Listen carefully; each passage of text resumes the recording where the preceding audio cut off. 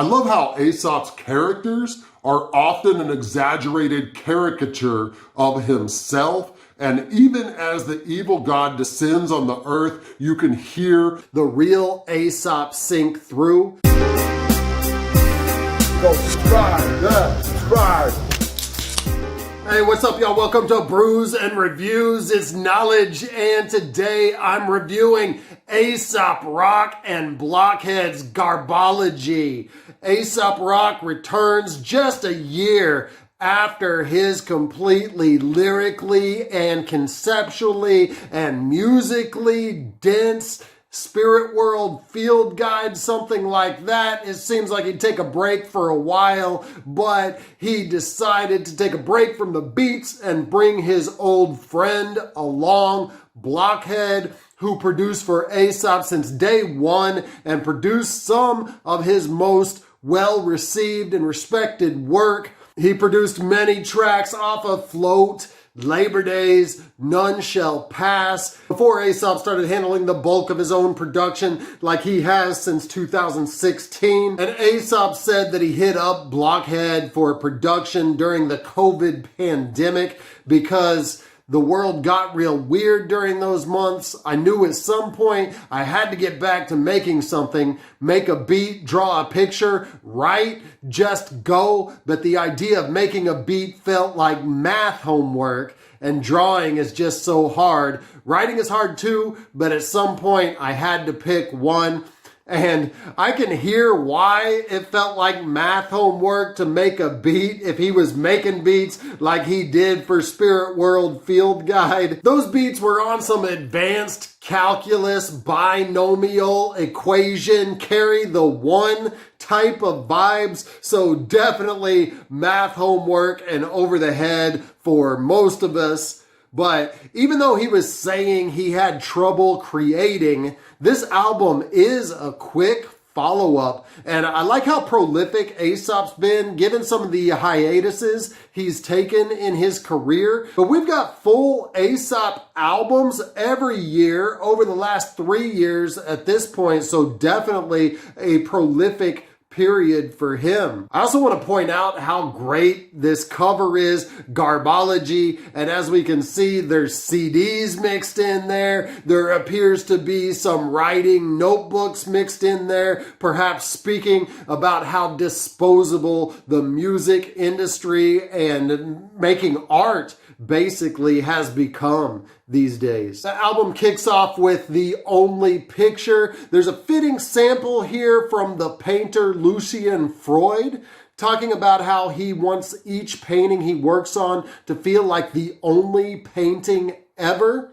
It's likely that Aesop and Blockhead feel the same about this project and every project they approach. Jazz Hands, this was the lead single, and we go in drumless, which is done really well. You hear some drumless tracks and it's a bit overdone these days, but Blockhead and Ace both create anticipation of the beat kicking in. So all throughout Aesop's verse, we think that the beat is going to kick in, and it's just building and building and building. And there's an expert teaser as there's a slight drum roll before the melody dropping out, and Aesop says boom, so you expect the beat to hit right there, but no, they still keep us waiting. And what are we waiting for? We're waiting for Aesop to finish speaking his mind until finally he's done with the verse, and then Blockhead goes off on the beat.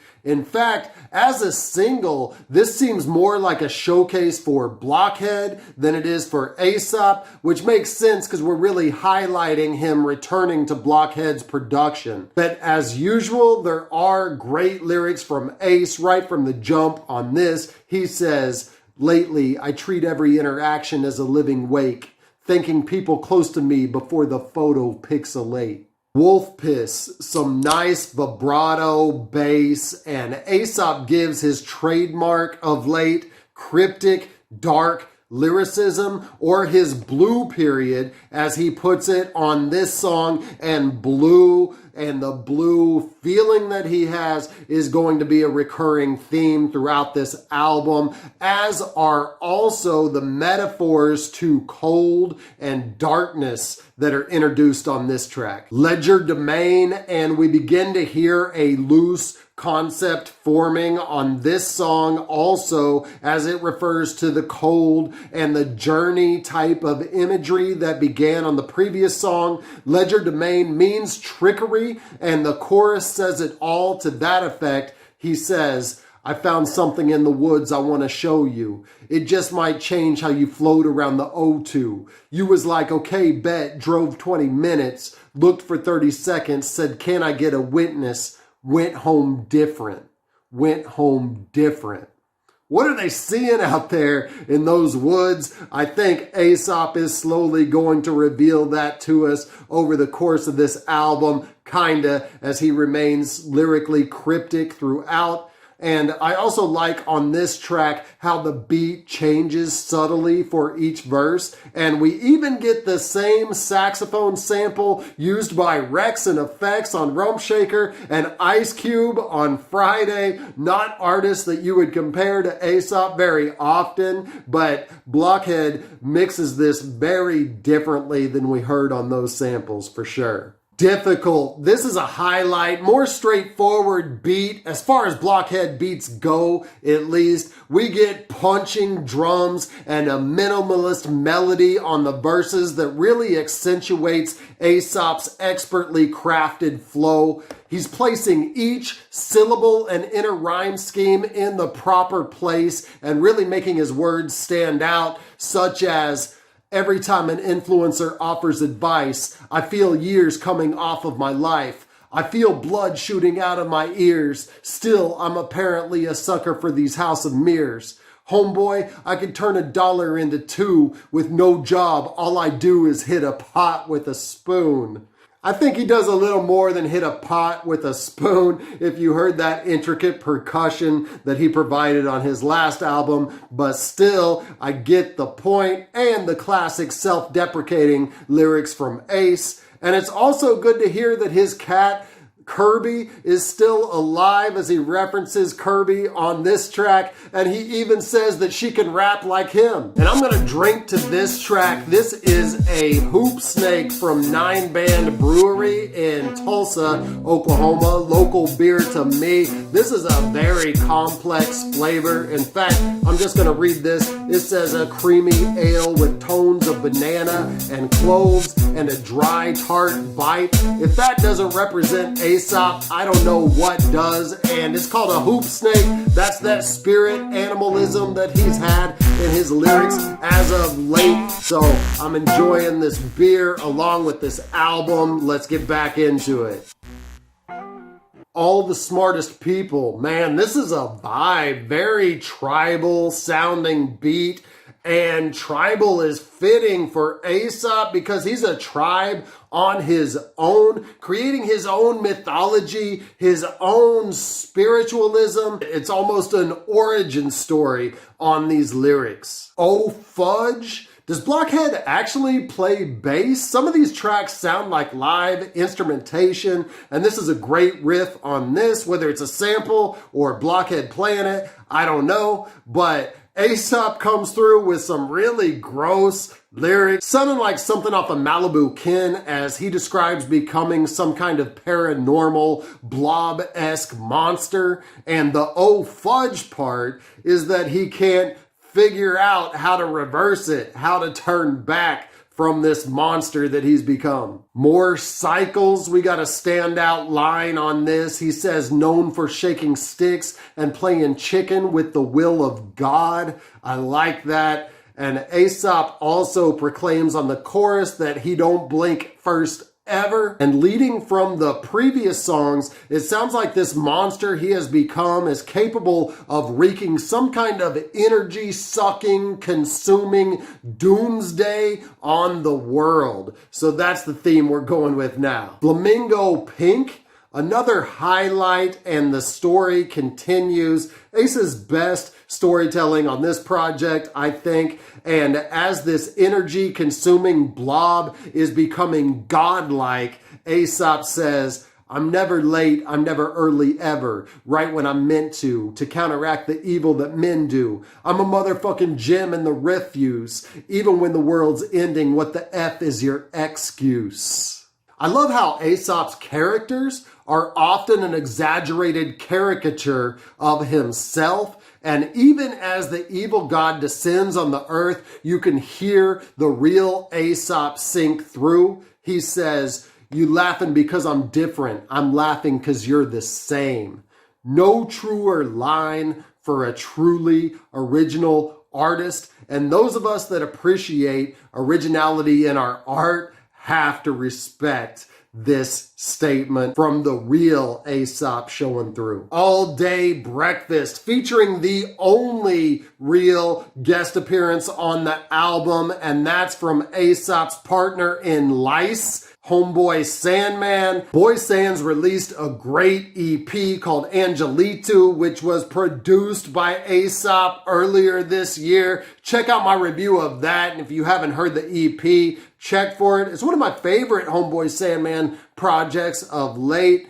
And I say this is the only real feature because there are actually some background vocals on this, which I couldn't quite pick out, but supposedly they're there from both the great artist Billy Woods and Rob Sonic. Sonic being Aesop's partner in Hail Mary Mallon, and Billy Woods having his best album produced by Blockhead in Dour Candy. And Aesop and Sans do what they do best together on this, no chorus, just deep bars. Fizz. Same sample used by the supremely slept on track Uratori Kaju by Tone Deaf and Cunning Linguist, which is funny because Aesop is actually featured on the Cunning Linguist project that has that track on it. But again, Blockhead can use the same sample that others have used and flipped it completely different.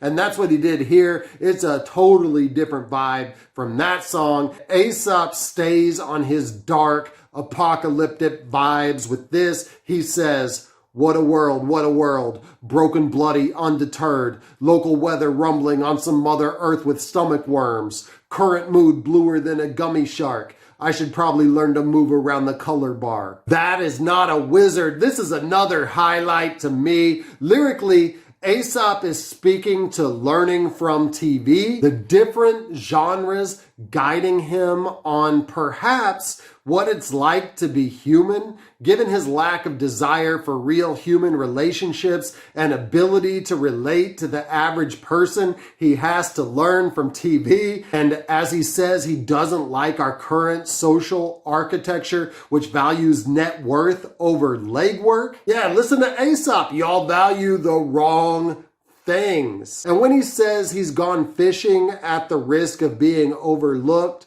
that maybe accounts for some of the hiatuses in his career. He'd rather shy away from the spotlight than risk putting himself out there and being ignored. And this is maybe related to the creative block that he felt during the pandemic, which made him actually reach out to Blockhead for beats. He was feeling blocked there on his couch just watching TV. But this second first step that he's speaking of is when he got up again to write these lyrics that we're listening to now. And this is definitely the most personally revealing track on the album. The Sea, we got a nice guitar jam here, but again, it's minimalist, helping accentuate Ace's stellar flow, and some great wordplay here. He says, he flees Rome between Caesars, still talking Greece, launching teas into bleachers. Take him to your leader's leader, even the Redeemer, like I need to speak to Senior. Abandon Malls, great ending track here from the introspective beat to the title, Abandoned Malls, on an apocalyptic album. Abandoned malls are in every apocalyptic zombie movie you've ever seen. And there's poetic lyrics from Aesop, such as the blue that really wasn't. This ties into the way he's been describing his mood, but also alludes to the fact that blue isn't even really a color in nature. It's just what we see based on the reflection of light. So when Aesop is speaking of this blue mood and the blue that wasn't even really there, and how he's kind of became something else through this album, something paranormal, a ghost at times, is he even really there? Or are these lyrics just a reflection that we're hearing? And that being said, all this isolation might not be the best thing for Ace's psyche, as he's dabbling in the paranormal and speaking to folks who aren't there, but it sure does lead to some great lyrics and good music. This is another win for Ace. Quite different sonically from his last album, but the same with lyrical density and a theme that each song reveals. And of course, it's the same with this self-deprecating, darkly humorous, paranormal tinge and introverted themes of his most recent music. Aesop remains a truly unique artist, even at this late stage of his career, who continues to evolve and redefine himself as he probably is changing as a person. Blockhead is as sharp as ever, and there's not one lackluster beat on the project. This is a great listen. I'm giving this a 9 out of a 12 pack. Thank you for watching my review of Aesop Rock and Blockhead's Garbology. If you like this, go ahead and hit like now and hit me up in the comments. If you didn't like it, also let me know why in the comments. I drop hip-hop and hops related content consistently, so subscribe to my channel now. And until I see you next time, keep buzzing. Fucking man says subscribe. But if he's on his channel saying that somebody's album is better than mine, unsubscribe to him. No, your album's the best, man. There you go. Subscribe. Yeah. Subscribe.